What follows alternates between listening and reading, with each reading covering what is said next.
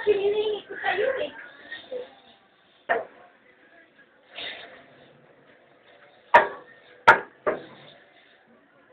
Hindi kayo matutalitaan.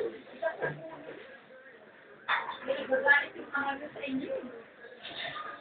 Wala na kayong, sinusunod. Wala na kayong meron sa inyo. Matapang pa kayo sa bagilan.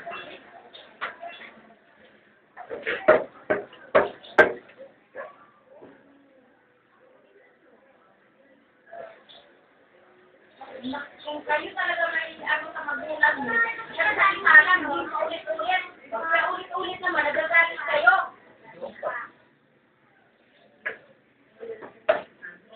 Ayun ko naman siguro na ayun ko naman.